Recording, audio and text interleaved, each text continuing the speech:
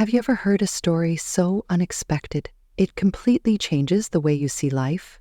We're diving into an incredible journey of two strangers brought together by a deal, but what started as a cold, calculated arrangement turned into something no one could have predicted.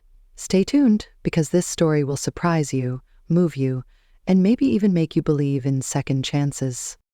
The city was alive with the hum of traffic and the chatter of people rushing through their busy lives.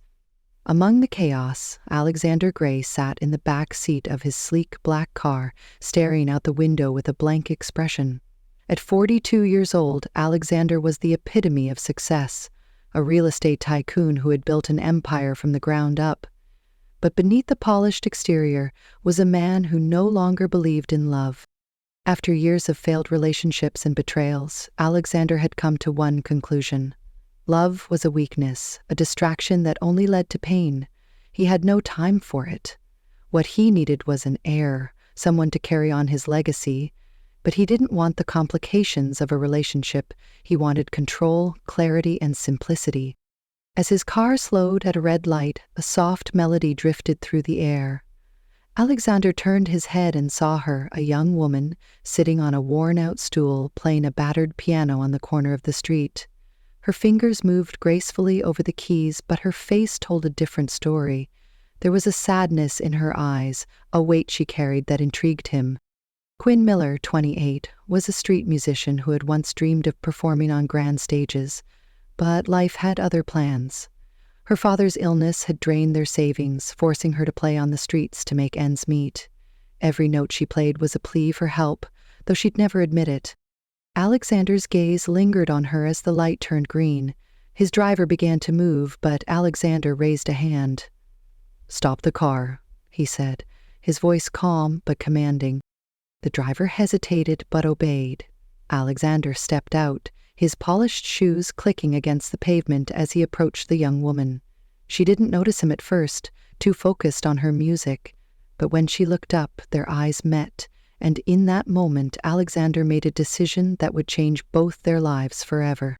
Quinn's fingers froze on the piano keys as the tall, sharply dressed man approached her. His presence was commanding, almost intimidating, and she instinctively straightened her posture. "Do you take requests?" Alexander asked, his voice smooth but devoid of warmth. Quinn raised an eyebrow, unsure of his intentions. "Depends. Got a favorite song?" Alexander didn't answer. Instead, he studied her, his piercing blue eyes scanning her face as if searching for something. The silence stretched, and Quinn felt a flicker of irritation. "Look, if you're not here to listen, I've got work to do," she said, gesturing to the small jar of coins sitting on the piano. Alexander's lips curved into the faintest hint of a smile. "Work? Is this what you call work?" Quinn's eyes narrowed. "It's honest work, not that I owe you an explanation." Alexander admired her defiance. Most people would have been intimidated by his presence, but not her. She was different. That only solidified his decision. "I have a proposition for you," he said, his tone suddenly serious. Quinn crossed her arms, leaning back slightly. "A proposition? What kind of proposition?" Alexander hesitated for a moment, as if weighing his words. "I need someone to have my child." The words hung in the air, and for a moment, Quinn thought she had misheard him. She blinked, then let out a short, incredulous laugh. "Excuse me? Did you just say you want me to have your child?" "Yes," Alexander replied, his expression unchanging. "I'm offering you a business arrangement. No strings attached, no complications. You'll be compensated generously." Quinn stared at him, her mind racing. Was this some kind of sick joke? "You're insane," she said, shaking her head. "Do I look like someone who's desperate enough to agree to something like that?" Alexander's gaze didn't waver. "I think you're someone who understands the value of opportunity, and I think you're smart enough to consider it before dismissing it outright." Quinn stood up, her hands clenched into fists. "I don't know who you think you are, but I'm not for sale. Take your proposition and leave." She turned to walk away, but Alexander's voice stopped her. "What about your father?" Quinn froze, her heart pounding. She turned back slowly, her eyes narrowing. "What do you know about my father?" "Not much," Alexander admitted. "But I can see the worry in your eyes. The way you play, it's not just for yourself. You're trying to save someone." Quinn's throat tightened. She hated how easily he had read her. "You don't know anything about me," she said, her voice trembling. "I know enough," Alexander replied. "And I know that the money I'm offering could change everything for you. It could pay for his treatment, give you a fresh start." Quinn wanted to scream at him, to tell him to leave her alone, but his words struck a nerve. She thought of her father, lying in that hospital bed, his condition worsening every day. The doctors had said he needed surgery soon, but the cost was far beyond what she could afford. "How much?" she asked, her voice barely above a whisper. Alexander's expression softened slightly, sensing her hesitation. $500,000, plus full medical coverage for you during the pregnancy." Quinn's breath caught. It was more money than she had ever dreamed of, enough to save her father and still have something left over. But the idea of agreeing to such a cold, calculated arrangement made her stomach turn. "I need time to think," she said finally, her voice firm. Alexander reached into his pocket and pulled out a sleek business card. "Take all the time you need," he said, handing it to her. "But don't take too long. Opportunities like this don't come around often." Quinn snatched the card from his hand, her jaw clenched. Without another word, she turned and walked away, her mind a whirlwind of emotions. As she disappeared into the crowd, Alexandra watched her go, a flicker of uncertainty crossing his face. He had expected her to agree immediately, but something about her resistance intrigued him. For the first time in years, he felt a spark of something he couldn't quite name. 3 days had passed since their encounter on the street. Quinn sat in her small apartment, staring at Alexander's business card. The numbers on her father's medical bills seemed to mock her from the kitchen table. His condition was deteriorating, and the doctors were pressing for immediate surgery. With trembling fingers, she dialed the number. The next morning, Quinn found herself standing in the lobby of Gray Enterprises, a towering glass building that seemed to touch the clouds. The security guard escorted her to the top floor, where Alexander's office awaited. "Miss Miller," Alexander greeted her, rising from behind his massive desk. "I knew you'd come." Quinn lifted her chin, determined to maintain her dignity. "I'm here to listen, that's all." Alexander gestured to a leather chair. "Please, sit." He pressed a button on his desk. "No interruptions," he commanded through the intercom. "Let me be clear," he began, his voice steady. "This is a business arrangement. I want a child, an heir to my company. What I don't want are the complications that come with relationships." Quinn's hands gripped the armrests. "And what exactly would this arrangement entail?" Alexander pulled out a thick document. "Full medical coverage throughout the pregnancy, regular checkups with the best doctors. You'll move into a secure apartment I've arranged." "Move in," Quinn interrupted. "That wasn't part of the deal." "It is now," Alexander stated firmly. "I need to ensure the health of both you and the child. The apartment comes with a live-in nurse and security." Quinn's jaw tightened. "I won't be your prisoner." "Not a prisoner," Alexander corrected. "But the child's well-being is my priority. After delivery, the full amount will be transferred to your account. You'll sign over all parental rights and—" "My father," Quinn cut in. "I want guaranteed medical care for him, the best doctors, the best treatment. That's my condition." Alexander studied her for a moment, impressed by her boldness. "Done." He slid the contract across the desk. Quinn's hands shook as she picked it up, scanning the pages. Everything was there in black and white, the money, the medical care, the terms of their agreement. It felt surreal, like she was reading someone else's life. "What happens if—" she hesitated. "If I develop feelings during this process?" Alexander's expression hardened. "That won't happen. We keep this professional, no emotional attachments." Quinn almost laughed at the coldness in his voice. You make it sound so simple. It is simple, he replied. We both get what we want. You get financial security, and I get an heir. Clean, straightforward. Quinn looked down at the contract again, her father's face flashing in her mind. She thought about his deteriorating health, about the mounting bills, about the dreams she'd had to abandon. This could change everything, but at what cost? When would this process begin? She asked quietly. Immediately, Alexander answered. The medical procedures, the move, everything is ready. Quinn closed her eyes, taking a deep breath. When she opened them, there was a steely determination in her gaze. She picked up the pen. This doesn't make me your property, she said firmly, meeting his eyes. I'm still my own person. Alexander nodded, something flickering in his expression. Respect, perhaps? I wouldn't expect anything less. With a steady hand, Quinn signed her name. The scratch of pen on paper seemed deafening in the quiet office. As she set the pen down, she couldn't shake the feeling that she'd just made a deal with the devil. Alexander took the contract, his signature joining hers. Welcome to your new life, Miss Miller. Quinn stood, her legs slightly unsteady. Just remember, Mr. Gray, you may be buying my services, but you're not buying me. As she walked out of his office, Alexander watched her go, an unfamiliar sensation stirring in his chest. This woman was different from anyone he'd ever met. For the first time, he wondered if he'd underestimated the complexity of what he'd set in motion. The apartment Alexander had arranged for Quinn was nothing short of luxurious.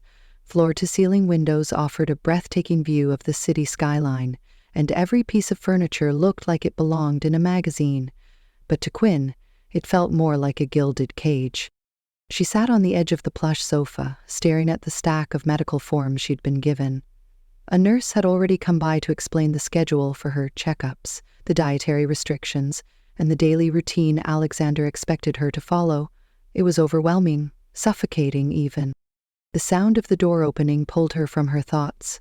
Alexander stepped inside, his presence as commanding as ever. He glanced around the room, his sharp eyes taking in every detail. Is everything to your liking? He asked, his tone neutral. Quinn folded her arms. It's fine, if you like living in a museum. Alexander raised an eyebrow. I thought you'd appreciate the comfort. Comfort? Quinn scoffed. This isn't comfort. It's control. You've planned every second of my life like I'm some kind of project. Alexander's jaw tightened. This isn't about control. It's about ensuring the health of the child. Quinn stood, her frustration bubbling over. And what about me? Do I even matter in all of this? Or am I just a means to an end? For a moment, Alexander didn't respond. His expression softened, just slightly, and he looked away. You matter, he said quietly. But this is bigger than either of us.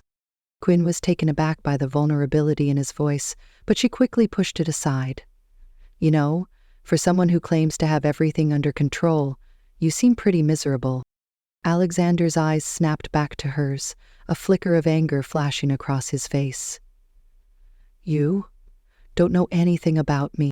Then tell me, Quinn challenged. Why are you so determined to do this alone? Why not just, I don't know, find someone you actually care about? Alexander turned away, his hands clenched into fists. Because caring about someone is a liability. It makes you weak. It gives them power over you. Quinn frowned, sensing there was more to his words. Who hurt you? She asked softly. Alexander froze, his shoulders stiffening. For a moment, Quinn thought he wouldn't answer. But then he spoke, his voice low and distant. My mother died when I was 10, he said. My father, he wasn't the kind of man who believed in love. He believed in power, in control.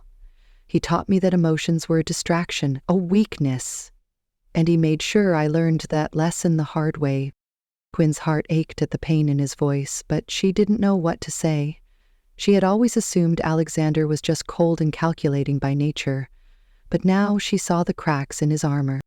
I'm sorry, she said finally. Alexander turned back to her, his expression unreadable. Don't be. It made me who I am. And who I am doesn't have time for love or attachments. Quinn shook her head. That's not strength, Alexander. That's fear. Her words hung in the air, and for the first time, Alexander didn't have a response. The days turned into weeks, and the tension between them remained, though it began to shift. Alexander was still controlling, still distant, but there were moments, small, fleeting moments when he let his guard down. One evening, Quinn sat at the grand piano in the corner of the apartment, her fingers gliding over the keys. She hadn't played since moving in, but tonight she needed an escape. The music filled the room, soft and melancholic, and for the first time she felt a sense of peace. Alexander appeared in the doorway, drawn by the sound. He stood silently, watching her, his expression unreadable.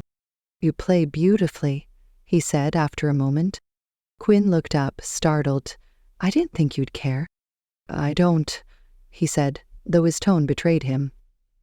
"But it's nice." Quinn smirked. "Careful, Mr. Gray." That almost sounded like a compliment. Alexander didn't respond, but he stepped closer, his gaze fixed on the piano. "My mother used to play," he said quietly. "She loved music." Quinn's fingers stilled on the keys. "You never mentioned that." "It's not something I talk about," Alexander admitted. Quinn studied him, her frustration with him momentarily forgotten. "You know, you're not as heartless as you pretend to be." Alexander's lips twitched into the faintest hint of a smile. "Don't get used to it." For the first time since their arrangement began, the tension between them eased, replaced by something softer. It wasn't trust, not yet, but it was a start. The first ultrasound appointment was scheduled for a crisp Tuesday morning. Quinn sat in the waiting room, nervously tapping her foot against the tiled floor. She had insisted on going alone, but Alexander had ignored her protests and showed up anyway, his presence as commanding as ever. "You didn't have to come," Quinn muttered, glancing at him. Alexander adjusted his cufflinks, his expression unreadable. "This is my child too. I have every right to be here." Quinn rolled her eyes but didn't argue further. Deep down, she was grateful for the company, though she'd never admit it. When the doctor finally called them in, Quinn lay back on the examination table, her heart pounding. The room was quiet except for the soft hum of the ultrasound machine. Then, suddenly, a rhythmic sound filled the air. "That's the heartbeat," the doctor said with a smile. Quinn's breath caught, her eyes welling up with tears. She turned her head to look at Alexander, expecting his usual stoic expression, but to her surprise, he seemed different. His eyes were fixed on the screen, his jaw slightly slack, as if he couldn't quite process what he was seeing. "That's my child," he murmured almost to himself. Quinn felt a lump rise in her throat. For the first time, she saw a crack in Alexander's cold exterior. In that moment, he wasn't the calculating businessman she had come to know. He was just a man, overwhelmed by the reality of becoming a father.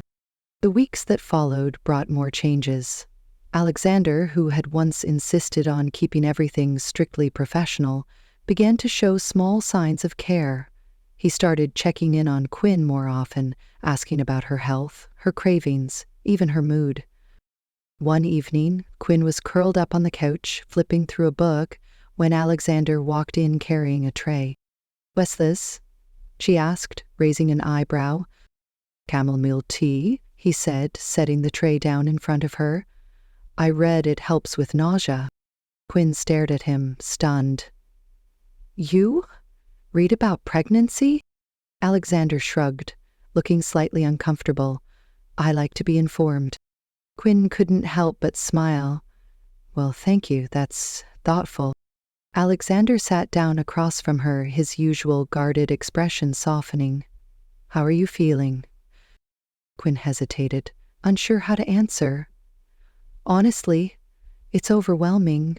I mean, I'm grateful for everything you've done, but this isn't exactly how I pictured my life." Alexander nodded, his gaze thoughtful. I understand. This isn't how I pictured my life either." Quinn tilted her head, studying him. Then why are you doing this?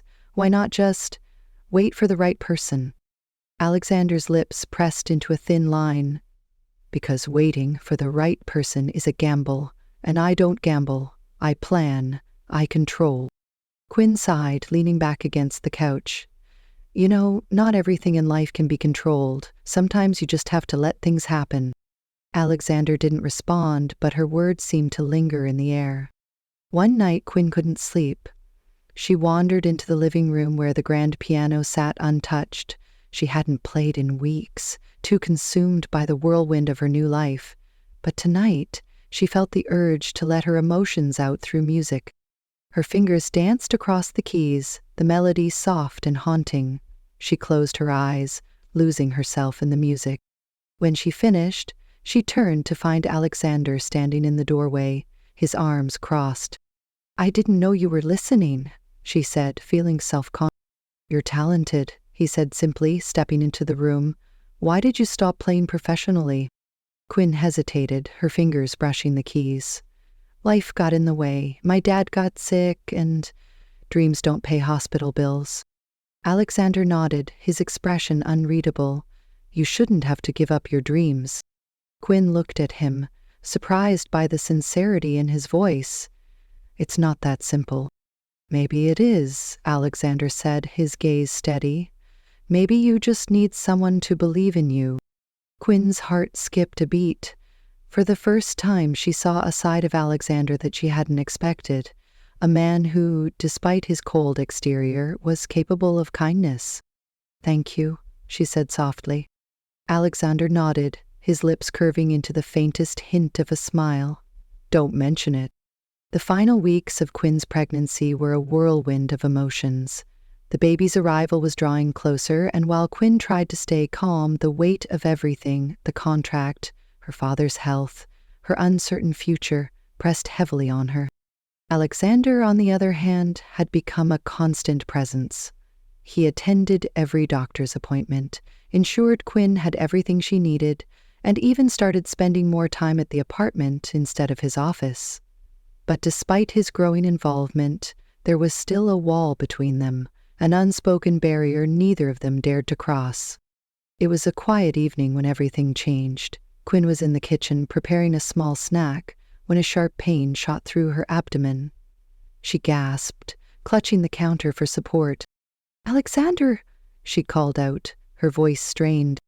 Within seconds, Alexander appeared, his usually calm demeanor replaced by visible panic. What's wrong?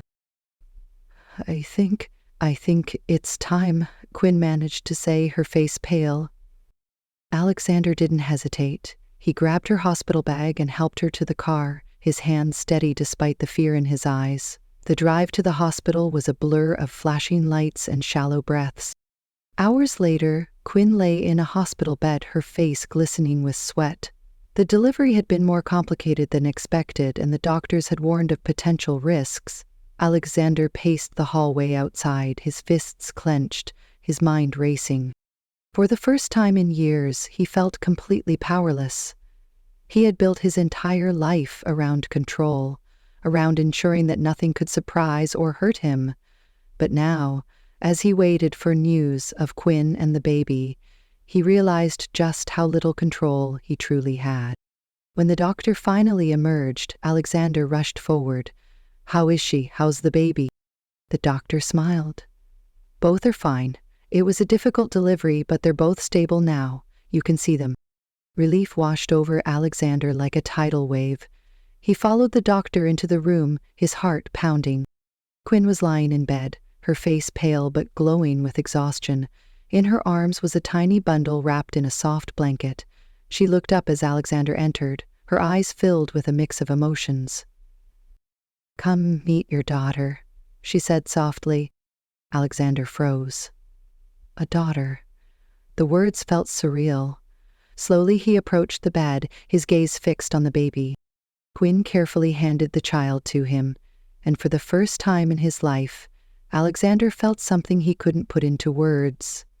The tiny girl in his arms was so small, so fragile, yet she held a power over him that no one else ever had. He's perfect, he whispered, his voice thick with emotion.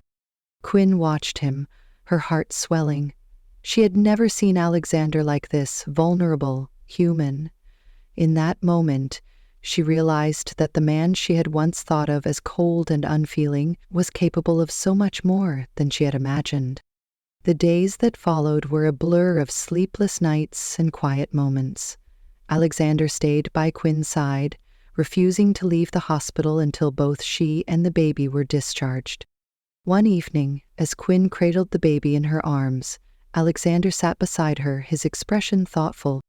"I never thought I'd feel this way," he admitted, his voice low. Quinn looked at him, surprised. "What way?" "Like I'd do anything to protect her." "To protect you," he said, his gaze meeting hers. Quinn's breath caught. She had spent months trying to keep her distance, reminding herself that this was just a business arrangement. But now, as she looked into Alexander's eyes, she realized that things had changed. "May I, Alexander?" she began, but he shook his head. "I know this wasn't part of the deal," he said, "but I can't pretend anymore. I don't want this to end when the contract does. I want you to stay, both of you." Quinn's heart raced. She had never expected this, never expected him to open up, to admit that he wanted more. "I don't know," she said honestly. "This wasn't supposed to happen. We weren't supposed to feel anything," Alexander finished for her. "I know, but we did, and I don't want to ignore it." Quinn looked down at the baby, her tiny fingers curled around her mother's hand. She thought about everything they had been through, about the man Alexander had become. "Let's take it one step at a time," she said finally, her voice soft. Alexander nodded, a small smile tugging at his lips. One step at a time. The weeks after the baby's birth were a whirlwind of adjustments. Quinn and the baby, whom they had named Lila, moved back into the apartment Alexander had arranged, but this time it didn't feel like a cage. It felt like a home. Alexander, who had once been consumed by work, now found himself spending more time with Lila than in his office. He would sit by her crib, watching her tiny chest rise and fall as she slept, or hold her in his arms, marveling at how someone so small could change his entire world. Quinn, too, was adjusting to her new life. She had always been fiercely independent, but now, for the first time, she felt like she didn't have to carry the weight of the world on her shoulders alone. Alexander was there, not just as a provider, but as a partner. One evening, as the sun set over the city, Quinn sat at the piano, her fingers gliding over the keys. Lila was asleep in her crib, and the apartment was filled with the soft, soothing melody of Quinn's music. Alexander entered the room, a glass of wine in his hand. He leaned against the doorway, watching her. "You should play professionally again," he said, breaking the silence. Quinn looked up, startled. "What?" "You're talented," he said, stepping closer. "You shouldn't let that go to waste." Quinn shook her head, a small smile on her lips. "It's not that simple. I have Lila now, and besides, I don't even know where to start." Alexander set the glass down on the piano and sat beside her. "Then let me help you. I can make some calls, set up auditions." "Alexander," Quinn interrupted, placing a hand on his. "I appreciate it, but I need to do this on my own. If I go back to music, it has to be because I earned it, not because of your connections." Alexander nodded, respecting her decision. "Fair enough. But just know that I'll support you no matter what." Quinn's heart swelled at his words.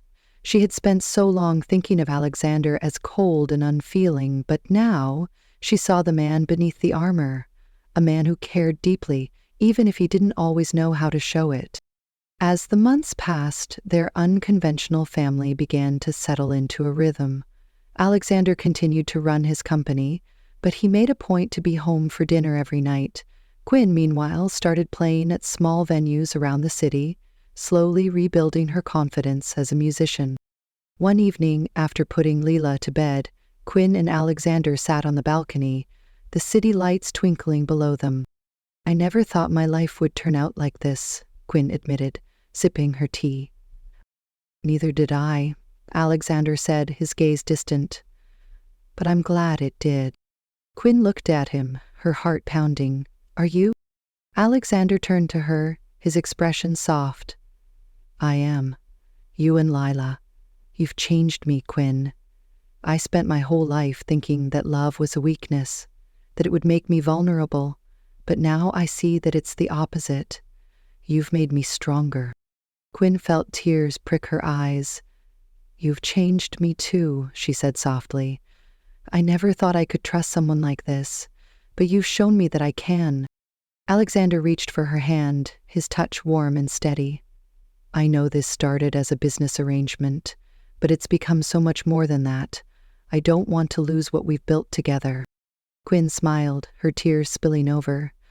"Neither do I."